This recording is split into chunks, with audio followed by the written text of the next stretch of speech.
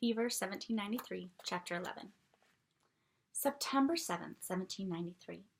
Great numbers of the citizens have shut up their houses and fled into the country. Letter of Ebenezer Hazard, Philadelphia, 1793. With only one half-starved horse pulling us, it took nearly an hour to be clear of the city line. The dry road was rutted from the wagons and carriages which had fled before us. The insects were vicious. I smacked them on my arms and legs until my skin stung. Grandfather took out his handkerchief and mopped sweat off his face and neck. I waved away a mosquito that buzzed in my ear. "It's the smell of that baby," I said. "His drawers are full, and it's attracting every bug for miles." Grandfather chuckled. The laughter caught in his throat and made him cough. I watched with alarm as his face reddened. I pounded his back until he raised his arm in protest. "I'm fine, child, I'm fine. No need to beat me senseless." The farmer turned around in his seat and glared at them. "He ain't sick, is he? I'll not have fever victims in my wagon." "Take care you don't drive off the road. We're fine back here. Mind your horse," I snapped. Grandfather raised an eyebrow. "You're turning into a regular scold, Matty Cook. You sound like your mother ordering menfolk around." "Some menfolk need ordering." "That they do." He straightened his legs as best he could between the baskets and clothing bundles. I propose we enjoy our carriage ride in the country. It would hardly be proper to remove my coat, but if I can beg my lady's indulgence, I will unfasten a button or two. His stiff fingers fumbled with the pewter buttons until they released and he could breathe with ease. "There," he sighed. "That's better. It's time to review your soldiering lessons."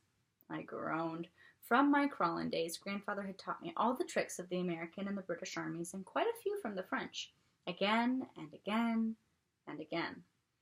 It would do no good to argue. I was his captive. "A soldier needs 3 things to fight," he continued. He held up 3 fingers and waited for my response. 1, a sturdy pair of boots, I said. 2, a full belly. 3, a decent night's sleep. Grandfather thunked his boots on the floorboards. "Hey!" protested the farmer. "My boots are sound," Grandfather belched. "Tisk, tisk," said the farmer's wife. "Eliza fed me breakfast enough for 2 blacksmiths." He pulled the brim of his hat down over his eyes and settled back against a rolled-up mattress. "And now I'm going to get some sleep before our coachman delivers us unto the joys of the Ludington family barnyard and their odoriferous pigs." "Pigs?" echoed King George. I settled in alongside him so my head rested on his chest.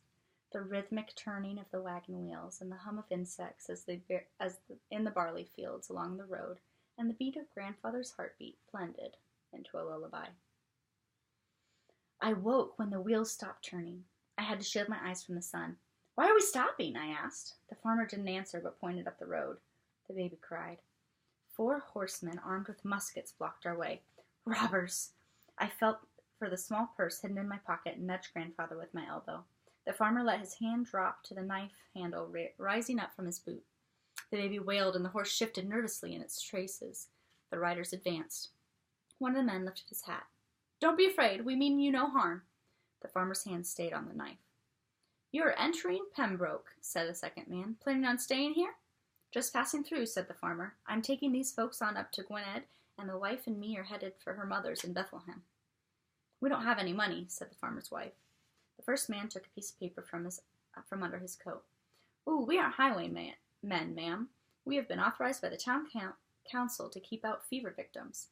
I have to ask you to step down so our doctor here can have a look at you. If you aren't sick, you can pass through town. If you are, you'll have to turn around." The farmer jumped to the ground. His wife handed their baby down to him, then hopped into the desk herself. I shook Grandfather to wake him. The doctor examined the little family, peering under their eyelids and looking down their throats. I shook Grandfather harder. "Wake up," I said. "There's a doctor who must see us." He didn't move. Something twisted inside me. I pinched his nose. "Grandfather," I said, my voice louder, "please wake up." "Is there a problem here, miss?" The doctor walked to the side of the wagon. He opened one of Grandfather's eyes with his fingers.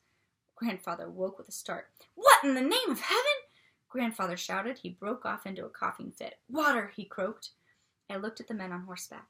"Can he have some water, please? We've been traveling in the sun all morning." The men looked at each other and at the doctor. Grandfather stopped coughing and leaned back wearily.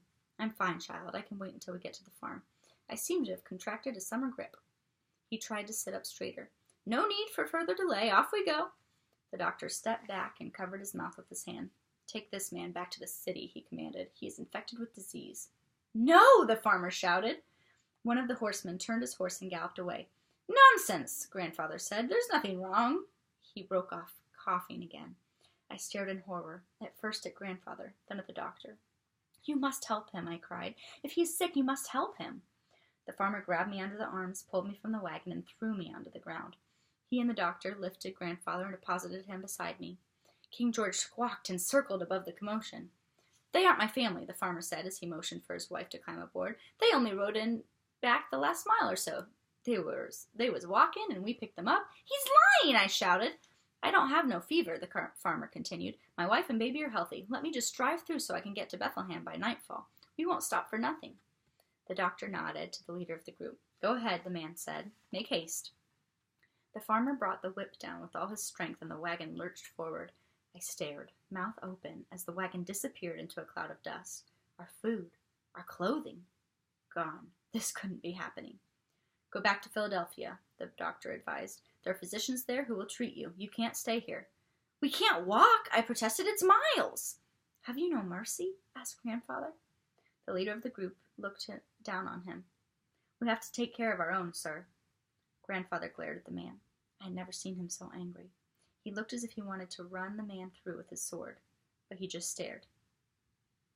And I shall look after mine, Grandfather vowed. I shall look after mine.